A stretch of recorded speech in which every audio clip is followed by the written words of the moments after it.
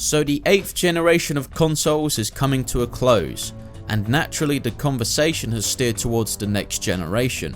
In early April, a website called Semi-Accurate claimed to have information on the hardware being used in the PlayStation 5, and it looks like it's going to be leveraging the latest CPU and graphics IP from AMD. There was a catch though. To access this information you had to pay a $1,000 subscription fee. What's even more interesting is I revealed this very information in a video 2.5 months before Semi-Accurate launched their article.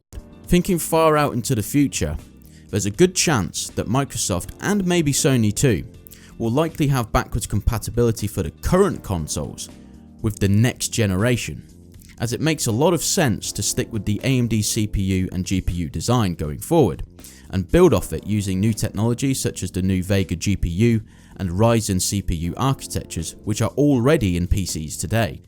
Every tech channel on the planet is focusing on hardware specs, trying to figure out numbers such as how many teraflops the GPU will produce. Whether the next Xbox or PlayStation has 8 or 18 teraflops is irrelevant. As graphics have progressed, we've been getting greater and greater diminishing returns, with a steep acceleration in this process happening as far back as the 7th generation.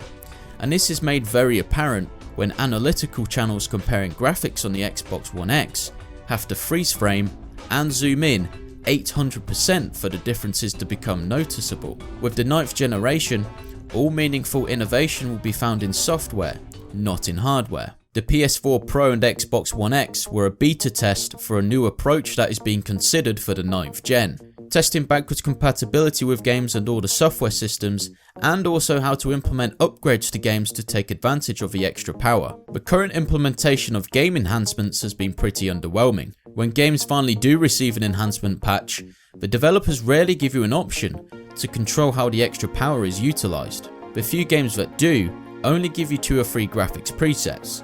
MS and Sony have learnt a lot from this approach, and what Microsoft may be considering for the 9th gen is adopting a more PC-like approach to graphics options, which not only will give players true control over the hardware, but will remove the need for developer intervention with X-enhanced patches. Microsoft won't enforce this on third-party developers, but they will likely try and set a precedent by requiring their first-party studios to adopt this strategy. One of the reasons why it was easy for me to predict Sony and Microsoft sticking with AMD hardware wasn't so much the ability to have backwards compatibility with games, although that certainly is a large benefit. It was primarily to have backwards compatibility with their existing ecosystem. Something most gamers don't appreciate is the Herculean effort it takes to build a modern console operating system and robust online infrastructure. By sticking with AMD and simply scaling up their existing hardware, all of the time, money and research invested in building the OS and online backend can be directly ported over. One thing I hope to happen with the 9th generation,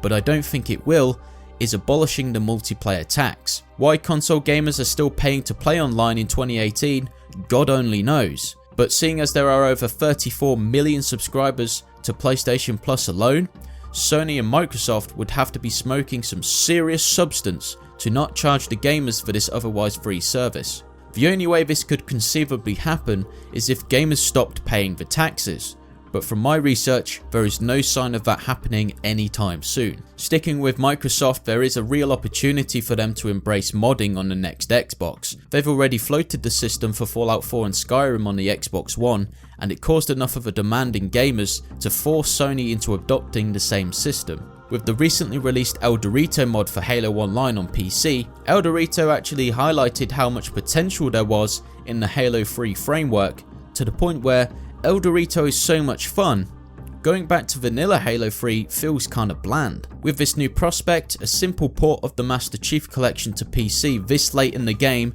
is going to feel a little stale. But the idea of a PC port of the MCC with a healthy suite of modding tools, in addition to cross-platform mod support on both PC and Xbox One, now that's something worth talking about. Doing other things such as implementing the long-awaited mouse and keyboard support and opening up their platform more in general will make Xbox outshine the competition. You may have noticed the lack of Sony being mentioned in any innovation-related discussion, and there's a good reason for that. What I suspect Sony to do is to do exactly the same things as they are doing right now. Their current product and marketing strategy has netted them one of the fastest selling consoles of all time. They may change things down the line, such as adopting Microsoft's approach to backwards compatibility using game discs, but I wouldn't be surprised if Sony came out with what is essentially a PlayStation 4.2 with maybe some sprinkles of PS3 backwards compatibility if we're lucky. There is always the chance that the new consoles will do nothing new and will essentially be little more